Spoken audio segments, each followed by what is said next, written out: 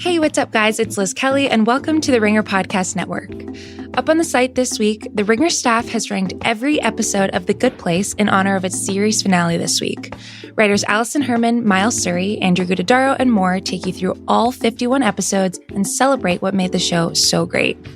Later in the week, we're also releasing our February streaming guide with tons of TV and movie recommendations to get you through the month. You can check both those things out on theringer.com. I need support staff to clear the room. Stand up and walk, now. Hello and welcome to The Watch. My name is Chris Ryan. I am an editor at theringer.com, and joining me in the studio, the tear drinker, it's Andy Greenwald! Big Monday energy, guys. The grande cappuccino drinker. That's you. Chris got me a coffee. I did, man. Greenwald, it's a tradition unlike any other when we gather on the Monday after the Super Bowl.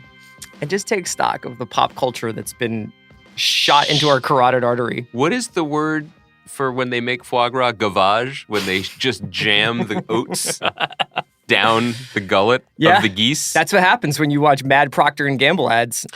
I'm just happy to see the whole Procter & PG Gamble fam, yeah. PG extended universe together. Look, I love commercials. Love capitalism almost as much as I dislike fascism. Yeah. Everybody knows that about me. That's right. Can I just pause before we get into it? And yes, we're going to talk. I have a courtesy. It was a free Patagonia jacket that I'm wearing here. No free ads. No, I mean, if Patagonia wants to sponsor me. In fact, there are free ads. It's all an advertisement. Everything we're doing? Yeah. It's true, man. The product we're selling is us. Guys, I just wanted to take a moment to say how much I enjoyed the Super Bowl last night. Legitimately. I know this isn't... Hello and welcome to the Ringer NFL show. I know this isn't... Little Bob Mays. A sports pod. Yeah. Bobby Mays and his crew of backfield hooligans. Yeah. They take care of this. Analysts. They take care of the real business. But let me just give you the... you know what? You know what I always do on this show? I represent the voice of the common man. It's not that common. The man who doesn't know where Kansas City is, what state it resides in. I learned that because of the Get Up Kids years ago. I'll have you know. I'll be honest with you. Of all the things he's fucked up, that was one where I was like, I've done that. Okay, fair. You know? Fair. I would say... Not that I identify with Donald Trump. I'm just saying that I have screwed up the Kansas City, Missouri, Kansas And you know why that didn't matter? Because you're not the president of those states. That's true. Anyway, boy, we are both... And if we're the press box and the NFL show today. I just want to say... It was such a strange feeling because I didn't have any vested interest in either team. Yeah, you I did. didn't. Well, no, not particularly. Yeah, but we had a personal... We were pulling for Andy. This is what I'm saying. Yeah. I wanted Andy Reid to win. I like Patrick Mahomes. I like Honey Badger. These are like the level of knowledge I have of these teams. But I got no truck with San Francisco, one of our great cities, great franchises. Fine. I like a handsome QB. San Francisco, Oregon. Beautiful city by the bay. Not sure which bay. And so it was a very strange and enjoyable feeling to watch a football game between two teams I was medium good with, and it was a good game. Did you watch the whole thing? With the sound on? No. I made it home. I was away, and then I turned it on, and so we had it off. We had it on mute, for some family time and dinner. But yeah, I basically watched the whole game. So here, let me ask you something about this. And don't take this personally, although it is a personal question. Everything is both political and personal. When you come back from a, albeit brief, family vacation, is it still family time? Isn't it daddy time? There has not been daddy time since April 2013. Other than the time I went to Albuquerque to make a television show. Yeah. Which is all the daddy time. Yeah, it's all daddy time. So high altitude daddy time. Yeah, I go for big swings. It's like you're Kyle Shanahan. You get plays in chunks. And I dress like him too, actually. You kind of do. I like that. I'm monochromatic today. The flat brimmed cap you're wearing. No, I used to watch a lot of HGTV. And when people would be like house hunting on the franchise House Hunters, they'd always be like, "Yeah, I need 2 sinks. Need 2 sinks in this bathroom, and I need a man cave." And I'd be like, "All right, basics. All right, norms." I kind of think they had a point. Yeah, I kind of get it. Sure. I don't have room for my own space, in my home, so that's fine. But I could have used it. But actually, I did manage to get my older daughter interested in the game. That's good. The confusing... Who was she cheering for? She was down for the cause. She was more Kansas City. But I think the most confusing thing for her was as, a a beautiful innocent who hasn't been watching Fox's football robots tackle each other for the better part of 30 years. Yeah. There were so many different numbers put on the screen that she was really thrown. So she'd be like, yay, Kansas City has 10 and the other team has 3. Let's score more points. And then all of a sudden she'd be like, 85. And I was like, no, that's yards per possession. Yes. Like, no, that's time of possession. Yeah. No, that's yak. Yeah. That's just A lot of numbers. That's just Travis Kelce. A lot of numbers out there. Anyway, I don't know where we got down this path. Well, because we're obviously I just, today we're talking a little bit about some of the trailers that have been released. Now, like they make it into the Super Bowl of trailers too. So over the course of the last couple of days before the Super Bowl itself, they start dropping these. Can I just say one last thing since we were talking about it? Can I give share with the world my daughter's TV review, daughter of a former critic of the Super Bowl, a few minutes into it. So this is just a TV show about people getting hurt? I was like, boy, he's CC R. Goodell at theleague.com. Post-war America. I mean, she nailed it. Anyway, there were a lot of commercials. Yeah, there were a ton. I mean, like there were a lot of ads, obviously, for, I was saying to Kai earlier, I had a hearty chuckle at that Alexa ad. Yeah? Yeah. Did you like that one? Which one was it? The Ellen and Portia de Rossi one where they're like, what did we do before Alexa? And then there's like... I didn't see that one. Oh, yeah. That must have been during a dinner break. During family time. I hated myself for chuckling during the Boston one. Oh, the Krasinski one? My old pal. Speaking of Krasinski, yeah, he has a film coming out this year called Quiet Place 2. Yeah. And that is one of the films that had its trailer debuted, or not even debuted, because they've had a couple of Quiet Place trailers, but they had a big game spot. Mm-hmm. That's what they call these things. Mm-hmm. So Quiet Place 2, No Time to Die, Bond 25. They I thought it was A Quiet Place 2, No Time to Die. That would be pretty good. Yeah, A Quieter Place. Obviously, Fast 9. Have you ever seen a Fast movie? I've never seen a frame of a movie in that Fast and Furious franchise. I don't understand any of it. Mm-hmm. I did really. Do you know who Vin Diesel's character is? What his name is? No. Dom. Cool. Yeah. I mean, I would have guessed it. Honestly, that would have been in my top 30 guesses. One day I want to do a podcast with you where it's just like you guessing. I am very open to... For an hour. We were talking about this last week where we were pitching the idea of a Watchables podcast where I make you watch Frozen and we talk about it. And then you could do a Watchables for the Fast and the Furious with me. Yeah. I mean, it's like, I have to admit, Fast and Furious is kind of my pop culture blind spot. I've seen like 2 or 3 of them. One on a plane, so I kind of only barely remember it. I think that was the one that was in Dubai. Mm-hmm. And like the car jumps between skyscrapers. Like culturally, aren't they all in Dubai? Like in a way? Yeah. My enjoyment of that franchise is actually kind of the purest, I would say, because my pleasures derive solely from Shea Serrano's tweets. Yeah, I mean, it makes him so happy, and he in general makes me happy. And when he's happy, I'm just blissful. Yeah, right. So I loved it. Did you see some of the names that are in this new one? Well, I was excited that there appears to be justice for Tokyo Drift. Yes. Which I'm into. Even though you haven't seen Tokyo Drift. No, because appending Tokyo Drift to things has been like a go-to bit. Sure. Like I've dined out on that. Yes. That is our generation's Electric Boogaloo. Yeah. So I'm happy that hasn't been like retconned out of the franchise. I think that character was full on dead too. Sure. Yeah, and I was just back. Dame Helen Mirren is in this movie. Stop. Yeah. Helen Mirren and Charlize Theron are in this movie. Fantastic. We're not going to spend too much more time. So we're going to talk a little bit about these trailers, but then Andy and I are going to talk about episode 5 of The Outsider. I'm excited to do that. And then at the end, I also do want to do a little post-mortem suggest death, but we did our live event last week. Oh, yeah, and that'll be up. Then. You can hear that on Thursday. I think we'll probably come in on Thursday and do just a topper. Ooh. We'll just add a little bit. Sprinkle a little spice on top. Yeah, we'll just marinate it a little bit. And then Speaking of spice, no Dune trailer, right? Just a Dune logo? Just the Dune logo. Dunk. What did you think of that? Did you read Dune? No. Okay. No. You can't box me in. You started out with such enthusiasm for the project right there.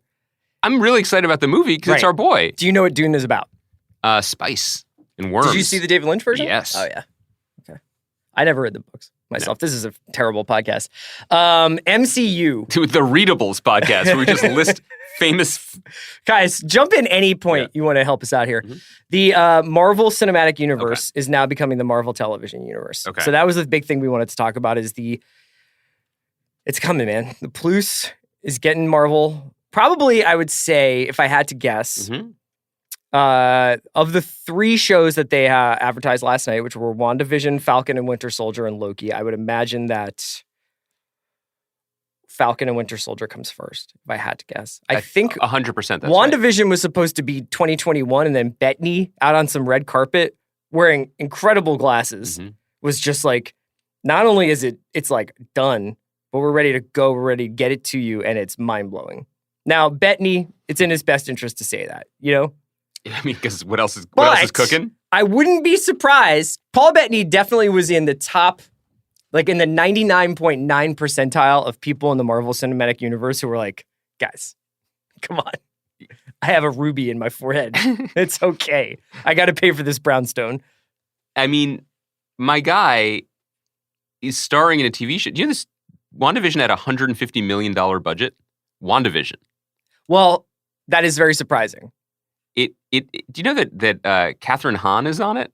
Yes, I did know that. It's amazing. Look, here's the thing that was truly, it was a smaller ad. It didn't show too much. Yeah, it was later in the game. Their universe is expanding. But it's pretty wild. And we've sort of talked around this a couple times over the last few weeks, just how precedent changing and precedent setting all of these events are with especially with Disney Plus and like what they're doing and how they're pivoting almost entirely from, in this case, the most successful film franchise in movie history is now just going to populate television also. Yes. With the same budgets, as I just alluded to, with the same cast, the same characters. And that's what struck me so much about this ad. What they're doing with WandaVision seems very interesting, and we can talk about that in a moment. But because the main takeaway, WandaVision being the outlier, is that it's just going to keep going. Yes. It looked like the movies. Yeah, they did. It felt like the movies, and that's because Kevin Feige is making them with the same cast. So, and they have the same kind of a little bit bluish, grayish, CGI-ish, but we're all having fun in Atlanta fake look. Atlanta feel, yeah. But not Atlanta, the show, Atlanta. But that's what these movies are. That's what people love. Yeah. And it actually got me. I mean, it was kind of, do you want to compare and contrast the Scarlet Witch trailer to these MCU TV shows? Because it was like, hey, the gang's back and we're still going to have fun. Black Widow. The Black Widow trailer? I'm sorry, trailer? I called it Scarlet Witch. Yeah. Yes, I meant the Black Widow trailer that was on earlier in the broadcast. Mm-hmm. It's a hell of a template, man. It's a big tent, and they know exactly what the tent is made of, and like whether the tent can survive, and then they just invite new pals inside the tent, whether it's Catherine Hahn, who I just mentioned, or it's David Harbour, who's in the Black Widow trailer. Mm-hmm. Florence Pugh is in that movie as well. Rachel Weisz, yeah. It's uncanny, and I guess I'm struggling to describe it because, as everyone here knows, voice of the people over here, I'm constantly trying to chafe. What are they saying in Kansas City? That's what I want to know. Which one? I'm kind of chafing against this like corporatist, shouts to Marty Scorsese, ad lord, amusement park chokehold this has on us and on our culture. But I love it too. Yeah, it works. Yeah, and maybe the way I need to start thinking about it is the way I went from being like, I should only watch Food Network and not eat Doritos, and like learn to be a better appreciator of high culture, and then be like, Doritos is the most amazing American invention since jazz. When did you have like an anti-Doritos phase? Well, honestly, never. But there was a moment when I was like trying to get into cooking and like eating well and whatever, and I was like, I should, only get the like Garden of Eden blue corn chips, which are fine. No free ads. I enjoy them. But my point is, the Doritos are miracles. Mm-hmm. They're incredible. The engineering is amazing. I'm just kind of slack-jawed in appreciation of both of these modern American marvels, I guess. I don't know what they're going to be like. Here's my takeaway from watching all these little clips that they showed, and also the Black Widow trailer, which looks perfectly enjoyable. Totally enjoyable. Great cast. This is going to sound fanboyish. I don't mean it as such, but watching how many issues have plagued Star Wars over the last 5 years in terms of stops and starts, and should we put out a Star Wars movie every 10 months, or should we wait 3 years and then put something out? And what's our television plan, and what's our plan for anthologies, or rather Star Wars stories where we go back and we explore the history and the far reaches of the galaxy. MCU is like what would have happened if George Lucas had just been in charge the entire time, and George Lucas had a very good mind for the business aspect. Because what you're seeing is effortlessly, they've wrapped up this entire phase of Marvel with Endgame. Some people have left, not forever, because a couple more Doolittles, I'm sure we're going to get Iron Man back. We got to talk about that Doolittle article. That was wild. And then they're like, yeah, it's all over, whatever. But it's not. It's like they're going to make the Loki show is set after Endgame. Like, I think these shows are all set They're after all set Endgame. after Endgame. I doubt that the stakes will be as high, although I do think that by all accounts, you have to watch WandaVision to understand the movies that are coming.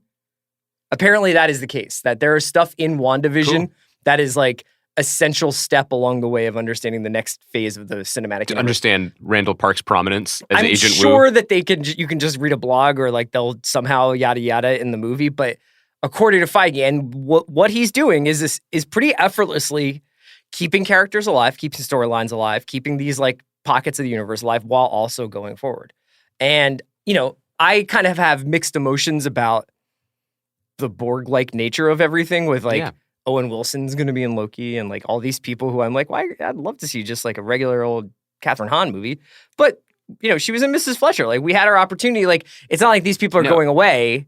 But I feel like I think I'm kind of just like in awe of like the execution of the plan. The world has shifted profoundly, and you could see it last night, not just because superheroes are on our premium TV shows now, but the actors who were in these commercials last night, nobody cares anymore, right? Like, I don't begrudge people chasing a check. Like, the checks have got to be really good, and that's fantastic. Everybody needs to work.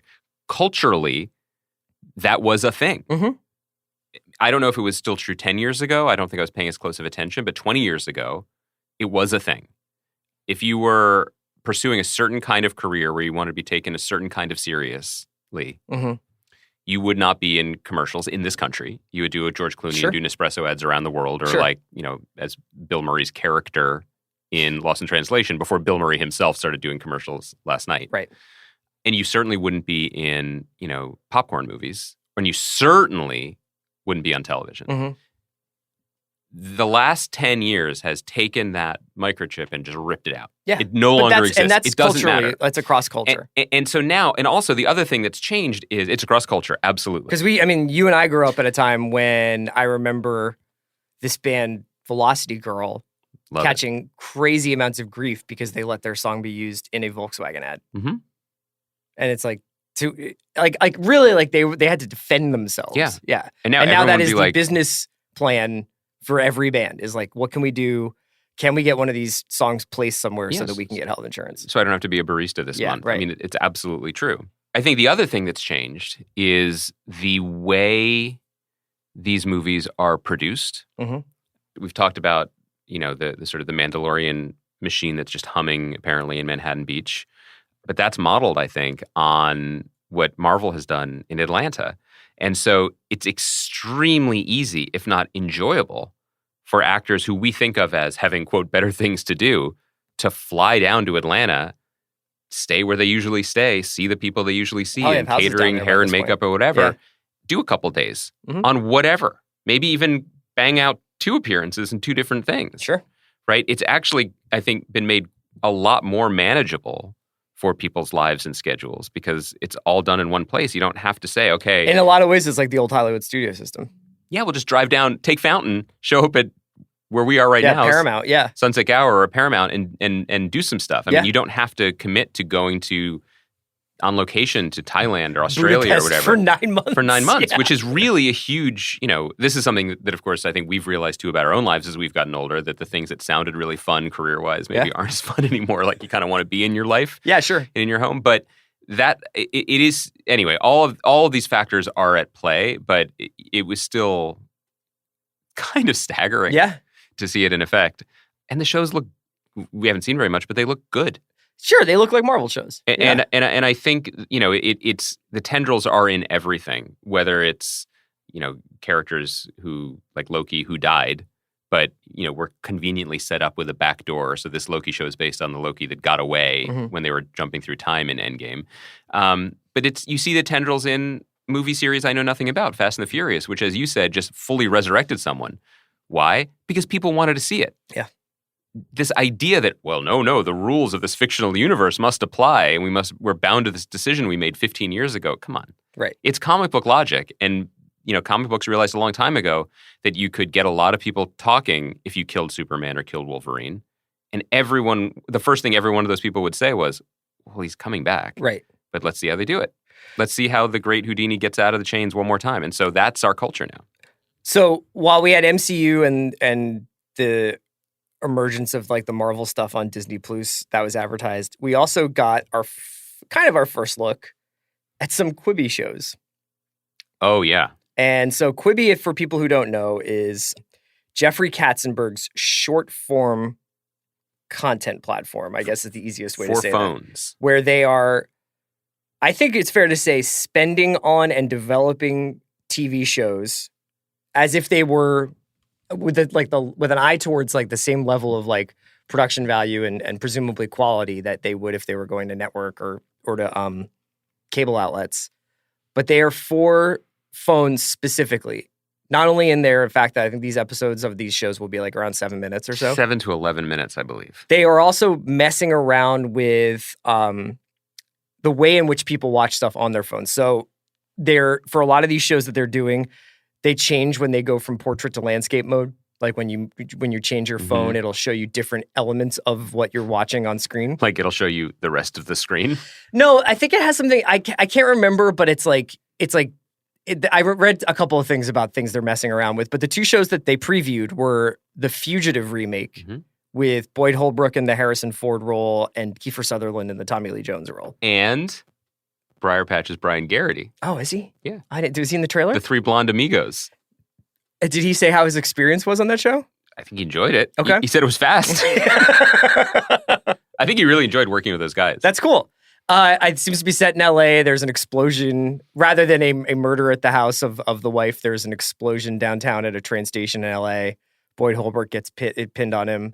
Kiefer Sutherland's chasing him. This specifically, I think, is probably like the perfect story for something like this, for as much as you and I, obviously, I think you were on the rewatchables for The Fugitive, weren't you? Oh, I was. That's right. So, I mean, obviously, The Fugitive, the Andrew Davis movie, is a real favorite of ours, but since it's such like a point A to point B show, I think this will be served well by being on phones, to the extent that anything is served well by being on phones. I mean, I think that's the big bet. Is anything served well by being on phones? Right. It's very hard to parse this. On one hand, it seems smart and forward thinking, because we can bitch and moan all we want about, the cinematic standards or whatever. But, I'm a guy who watched a lot of movies on seatbacks on airplanes. I mean, people watch stuff on the screens they have. And so you can continue to say, no, don't watch Roma on your phone. Go to a theater for the experience. And I think it's worth doing. But the majority of people who have access to it are going to see it not as the filmmaker intended, but they're going to see it. And so maybe it's quite forward thinking to say, like, we're going to make things specifically for the way people do it. I mean, if this hits, everyone else is going to look foolish for fighting it. And probably only someone with the Rolodex of a Jeffrey Katzenberg could pull this off, because he, what sounds like on the surface kind of a sort of a silly idea suddenly becomes plausible because of the deals he's made behind it, whether it's getting, someone like Kiefer Sutherland or a piece of IP like The Fugitive, or getting his buddy Steven Spielberg to commit to making a show for it, and all the other names that have been announced for it. To my mind, it's whether it takes advantage of it. So it makes it feel like essential to watch something a certain way, and it will feel like a different way of watching. I don't know. Do you think people have...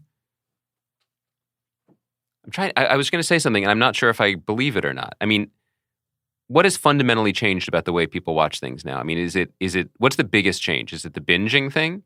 That the idea that people are now expect to watch more and more of something all at once? Or is it the portability of the experience? Or is it exactly? I think that's probably secretly the latter. I think that binging is still something that happens, but is more of a personal your one-to-one relationship with whatever you're watching. Right. So it's like you'll talk to somebody and they'll be like, oh, I watched like 3 seasons of something over the weekend. And it'll be either, whether it's just something they came across on Netflix or whatever. But especially now while we're waiting for a lot of the libraries to build up in some of these streaming platforms, and because I feel like there has been a subtle shift, at least in the discourse around television, away from, I can't wait to watch 10 episodes of this in 48 hours and this kind of like bone-crunching marathon of getting through a season of something. The response that you and I have seen, especially to the last few shows that were on HBO, a couple of the shows that have been even on Apple TV or Hulu, where people are like actually really enjoying the week-to-week experience rather than, hey, Friday night, it came out. Did you watch it? Did you finish it? Are you done? Oh, wait till you get to episode 7. Yeah. Like that kind of has gone by the wayside. But what I have noticed very much is just even anecdotally is like the experience of people being like, oh, I watched that on my iPad. Oh, I watched that a little bit on my phone when I was like waiting for my doctor. Or I watched that on the back of it, in the back of an airplane seat. Like the decentralization of it being like you're in your living room with a television I think is very, very real. I think the one thing that Netflix has learned, they won't share it with anyone, of course, because they don't share their metrics. But I think they learned that the model that fueled them, this binge model, is actually much better served by Queer Eye or Nailed It, 90 Day Fiancé. Circle, yeah. Or something like Big Mouth. Right. Than it is a heavy... Or frankly, like something like End of the Fucking World. Well, certainly because of the time. Yeah. The length of the episodes, but more so than something like House of Cards, which, as we've said, countless times and don't need to relitigate, was essentially them stealing HBO's lunch because that was set up to be an HBO project and Netflix just wanted to lay down some stakes. But they did realize that there was, if you do something in the last couple of minutes of those episodes, which like it was not new, it was just a cliffhanger. It was like tune in next week, but it was like tune in the next second. Right. And I think House of Cards I think we talked about this a lot back on even Hollywood Perspectives, where House of Cards was the best at 51 minutes of like people kind of mumbling to each other in nice rooms, and then at the very end, somebody throws somebody in front of a subway, and you're like, "Oh my god!" You're right. I gotta watch the next one. And I think that worked in 2012 or 13 or whatever it was, because there was just fucking less to watch, and so that felt novel and interesting. And you were like, "I do have 10 hours to give to the show." Hey, but now that it's like there are 700 scripted television shows on per year, and at any given point, you could be watching 17 other things, to say nothing of sports or reality TV on all the cable networks or whatever, and all the shit that's on your phone anyway. It's a little bit of a harder gambit to be like, check out our 59-minute episode. Totally. If Outsider had gone up full on the full season at once, I don't think we'd be talking about it as much. If people had been like, I finished Outsider over the weekend, and you were like, oh, I guess I missed the boat, I agree with that, and we should pivot to Outsider momentarily. But I did want to say, in terms of this, making things expressly for the phone, one of the specificities, let's say, I don't even want to call it necessarily a vulnerability of the moment that puts me in mind of is and again, this is where my head is right now. Still in post on Briarpatch, doing color correction, we're doing sound mixing, will be for the next few weeks. We're not done. Is just how fundamentally still there's something still a little bit broken in how we make these things, because we're still making it. Specifically, I'll just use I statements, right? Like, I am making this show for a cable channel, and we're making it, in a lot of ways under aspects of the old model. Sure, whether writing it's into commercial breaks, right? Act breaks, budget, the amount of days we have per episode. So you did not have a $150 million budget. I did not. I can confirm it. And yet, because we are competing in the quote-unquote prestige marketplace, we want to deliver everything to the highest possible standards under the old system, which is, you want, and this is not just unique to Briarpatch. It's like we want, bold aesthetic choices and directors who push the limits, but also directors who come in for 2 weeks and then peace out and go on to their next project, which is the TV model. The bigger thing is all this time we're spending in mixing, the minutia that we're doing right now in terms of there's a gasp. I'd like to slide that gasp a few frames earlier so that what Jay Ferguson's doing on screen is responding to the gasp as opposed to the other way around. The level that the TV is humming in the background or the cicadas are in this moment. I mean, we're spending hours on this stuff, and I love it. It's a level of specificity that I'd never even dreamed of. And, I know Sam Esmail is listening and nodding his head because he is, even more of a curator of this stuff than I can ever be. Yeah. And then someone's going to watch it on their phone. So I just want them to watch it, But it is incredible that the more time that I do think, not just me, I think people making TV shows are spending. I even heard my post-producer say the other day that, if we do another season or it's pretty soon mixing at Universal, we'll be able to do a mix for not just for Dolby, but for Dolby Atmos, where they have speakers up and down the ceilings. So it's coming from behind you, like the way they do in the highest movie theaters. Sure. Because home theaters are getting better. Like people will be able to get those kind of sound systems people are getting at home. the stuff that you used to have, Gerald speakers and sound will come install this stuff. Yeah. You can plug that in. You can. Yeah. And so it does feel like we're at this strange moment where we are making things at a multi-tiered level because we're not really sure how people want it. Mm-hmm. You know what I mean? Like even with Briar Patch, we're making 2 versions of every episode, one with act breaks for when it airs on USA and one that's seamless for when it airs for the rest of its life on demand or wherever it ends up next. Did you ever have a stereo with a graphic equalizer? Like the thing that visual the faders that you would adjust. Dude, no. Did your dad? The AWAs? Yeah. Remember those? Yeah. I used to go to Circuit City and just stare at them. My dad had one of those, and it was when I was home last time, his stereo system is still just sitting there, and I was looking at it, and I was just like, what? How would you even know if you had the right sound? I want you to come visit a sound mix because we're on the mix stage at Universal, and there are these brilliant guys. Bill and John, the best in the business. Been doing this forever. They work together. They have a board in front of them that is as impenetrable to me as what Geordie LaForge had on peak Star Trek TNG. Yeah. It is just full of dials and glowing buttons, and sometimes they lift a glass thing for a glowing red switch and flick it. That's how you launch nuclear weapons. It is. Yeah. And they do it like they're just their fingers are dancing, right. Like they're a hacker in the movie Swordfish. It has nothing to do with reality. And there's a box that shows the sound as it's moving through quadrants. It is so wild to me. And you could, I was joking with you guys last week when I was like, maybe the show's done and they're just indulging me. Yeah. This would be what they're doing. There's a gnome somewhere making it louder, meanwhile this guy's oh, wait, hold on. It's a level of aestheticism and it's incredible, but all the buttons do something. But it's always funny to me, when the home version of it, it's let's check your levels, boss. Yeah. Come on. I'll let Pappy Sonos handle that for me. We're going to take a quick break, and when we come back, we'll talk a little bit about The Outsider.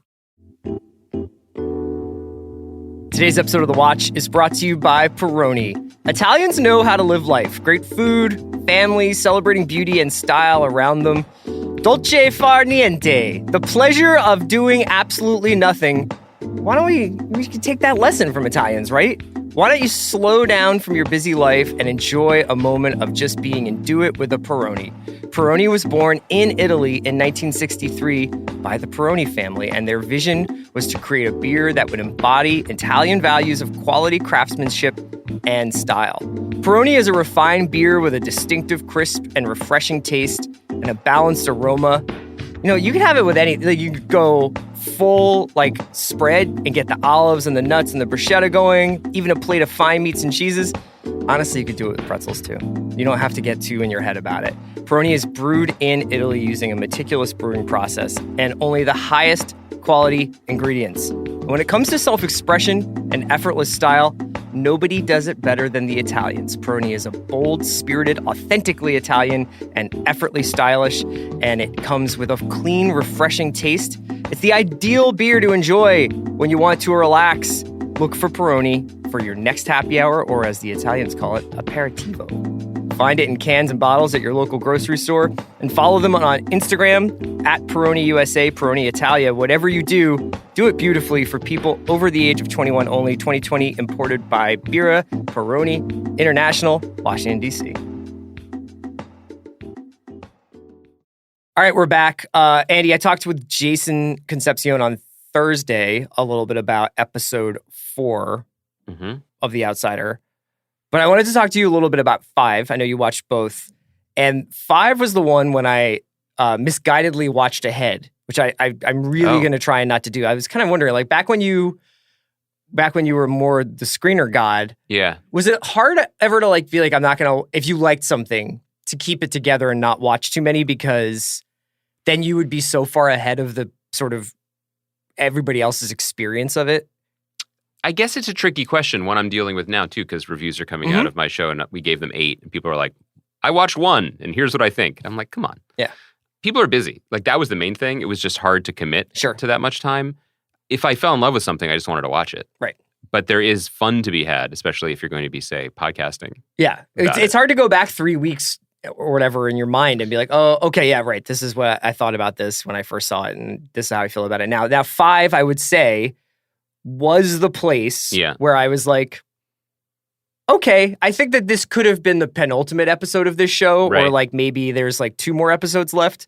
It's a little bit different when it is like literally the halfway point. Are there 8 or 10? It's 10. There's 10 of ththese? There's 10 episodes. I thought we agreed there were 8. I looked at it, and Dennis Lehane wrote like the 9th episode, and Richard Price wrote the 10th episode. Yeah. They got Lehane on this? Yeah, Lehane wrote on it.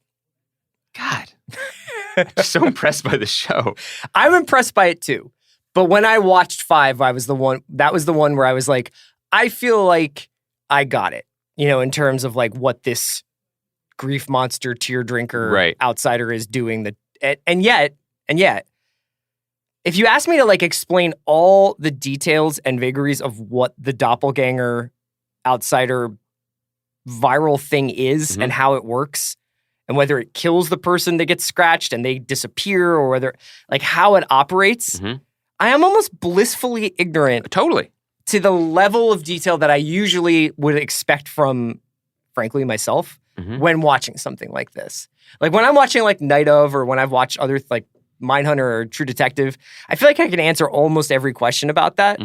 But with Outsider, I'm like, I don't understand. Like, is Jack wearing a skin suit of Jack, and is the other Jack somewhere? Also, what's the relationship between the person who has the neck issue and the person who gets doubled and murders? Right. Because there seems to be one of each in each of these circumstances. And in some cases, it seems like with, for instance, Claude at the bar, this seems to be like a late onset kind of thing, where he got scratched by Terry Maitland. Well, it seems to be setting up that he's the next one to get doubled, and that Jack is his sin eater or whatever. Like, okay, so those are 2 different things, you think? I think potentially, because as we saw in, I want to say, Ohio? Yes. Or was it Chicago? I get confused by the Atlanta Midwestern cities. Holly started in Chicago and went to Ohio, and that's where she met Andy. Heath was the is in Ohio, because that's where he was working at Terry Maitland's dad's hospital. Heath and the young man who Holly encountered at the funeral, who then committed suicide by cop with a bad neck, there were 2 there, right? Heath was the doubled. Yes. And other dude was the neck. Right. Look, it's funny to go down this road, and it's funny to be going down this road when we're talking about a show that we admire because of its police procedural bones from Price or Lehane, because those are the details that people like them usually care about. As you correctly said, I don't care. I am so impressed by this show. Even as it traffics in things that, in other less skilled examples, maybe I would have rolled my eyes at or checked out on. There's a like what? Well, I'm trying to think. I can't name another show so much as, I said it already. The strip club sexposition, the darkness, certain things certain tropes that have been playing up here or showing up here. There's a mastery at work here that I am so enthralled by. I want to go back to 2 things that we said before, but were really brought to the fore in episodes 4 and 5, which I watched as a deeply spooky and unsettling double feature before going to bed on Saturday night. Definitely was affected by it. The one thing is, I don't think this is a new genre, but I just am so impressed by it. This collision of Richard Price-esque crime procedural with the guts of a horror show, horror thing. It just seems like a no-brainer. And I would love to see more of it. I'm enjoying it so much. I think that there is a luridness that King adaptations can veer into, because sometimes people are so excited about the experience they had reading his work, like the sort of the shock and oh my God, I can't believe he did that. The celebration of those moments becomes the adaptation. And I think there were moments when Castle Rock did that. It was really celebrating the OMG moments of the man's creating oeuvre. more of an interconnected King universe rather than being like, what's this town like? Yeah, right. I continue to think, and I have no inside knowledge of this at all. I'm not an insider on the outsider. this feels to me, and I promise you I've not seen all of them. This feels like the best Stephen King adaptation I've ever seen. I think that's fair. It just seems like the least Stephen King adaptation, which might be what you're responding to. But what I mean is, I would, of course, put The Shining at the top, but King hates that and feels like it has nothing to do with his work. Mm-hmm. What I guess that I want to say is, in the spirit of adaptations being about trying to chase the same flame that drove someone to write the book and then chasing it anew in a different medium with a different person doing the chasing, in this case, Richard Price.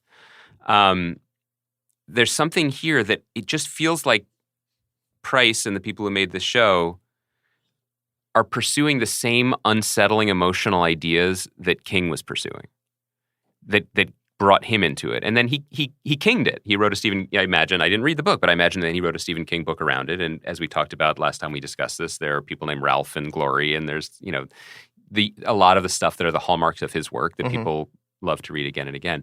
But there's something so at its core unsettling about this show. And I think it's because it has never once abandoned this idea of grief. Well, it's also every single performance in this show, they're playing it straight. They're playing it. Oh yeah. Even as the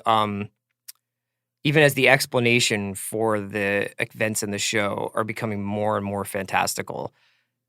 Bill Camp, Ben Mendelsohn, Julianne Nicholson, Cynthia Erivo, everybody is just like, I have both hands on the table. Like, there's no magic going on. I'm not going to do any big hamming it up or scene chewing or anything like that. I am a grieving parent or a confused cop or a slightly off private investigator. And I am approaching this subject matter with incredible seriousness, as they should, because we're talking about now almost a dozen deaths. And unbelievable. Like, there is a world in which they could have played some of those, like, and then the grandmother drove into a telephone pole, and then this person hung themselves, and this person. It's outrageous. Oh, I mean, it could have been like Airplane. It could have been like, no, I'm serious. They could have played it like Police, like a Naked Gun. Excuse me, I speak jive. But it was like, it's weird. They also don't manipulate you with it.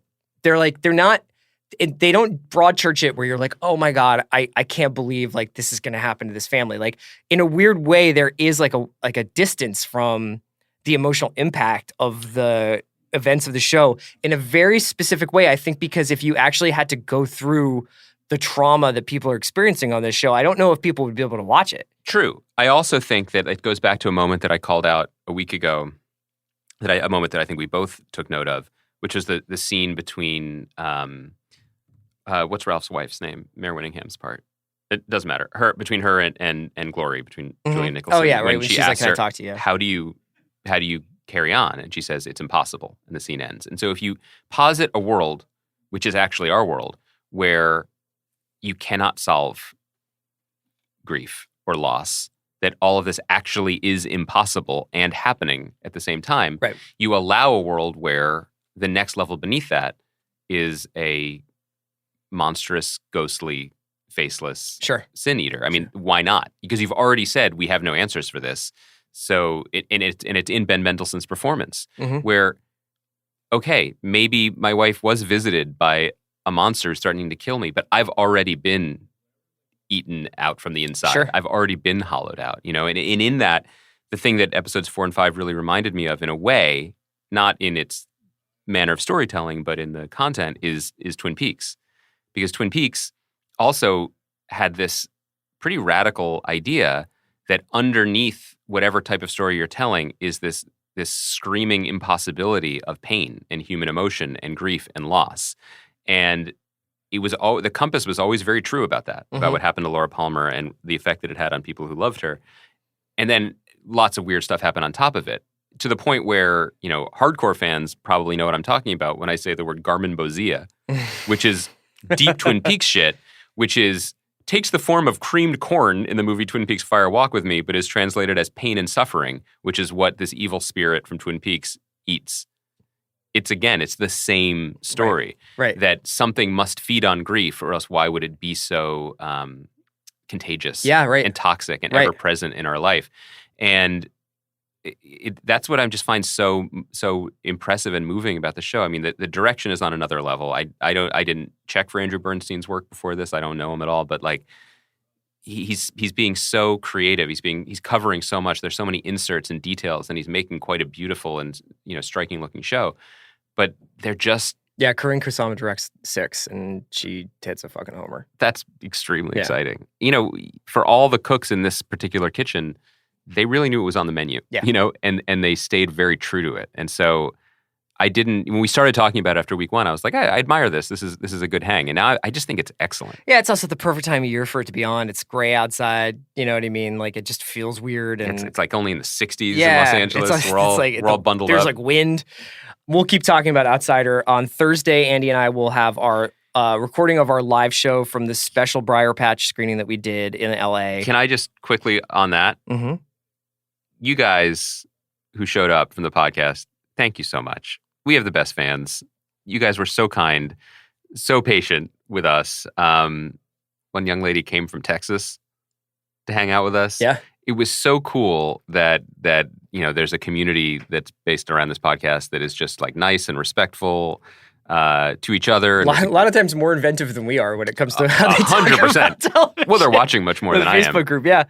But we're really humbled by that, and that was really cool. And I was so excited that we got to share it with everybody. So we will do a topper, so we can talk more about that. Sure, on Thursday. And we can also. I want to talk a little bit more specifically about the pilot and about some of the story stuff in there. Sure. So the plan going forward with Briar Patch, we're really excited about this. So on Thursdays, obviously Briar Patch airs on USA at 10 p.m. Right. The plan is to have, for most of the episodes at least, I think is the plan, me and Andy and a guest from Briar Patch discussing that episode, and then the episode of The Watch will go up like basically the minute Briar Patch is over. Thursday nights. Yeah, so if you're watching along and you want to get kind of like an unprecedented look at, well, I guess not unprecedented because you can just listen. Chernobyl was kind of awesome, but this is like our version of that. I was like, no one has ever talked to a showrunner intimately about his work. No one's ever talked to a showrunner who's been doing a podcast for like 8 years. True. And then made a TV show. I'm available to talk about it. Yeah. So Andy we'll be talking about that every Thursday. But we'll also have other stuff on the Thursday shows too. Yeah, we got some other shows that we want to start checking out. Some really cool guests coming up. And so Thursday, Briar Patch episode 1, and that airs Thursday on USA. God, it's really airing this week. Yeah. Thursday, February 6th at 10 p.m. 10 p.m. I'd like to take a moment to speak directly to the Grey's Anatomy viewers? To the Nielsen families. Okay. Please turn all your televisions onto USA. That's right. Ratings matter. Yeah. I've bought 10 televisions. That's great. Yeah, and I just have them all. They're on USA right now. The numbers for SVU have never been higher. Yeah. Yeah, it's exciting time. And then next Monday, we'll obviously have a reaction to the Oscars, and we'll be talking a lot, I'm sure, about episode 6 of Outsider. The Oscars is next week? Yeah. This is a crazy week. It was Super Bowl, caucuses, State of the Union, Briar Patch, Oscars. So it's on Sunday? The Oscars, yes. I have 6 days to watch 8 more movies? Uh-huh. Oh, baby. Talk to you guys on Thursday. I may have to prioritize. Okay, I got some stuff to watch. Great job, Brian.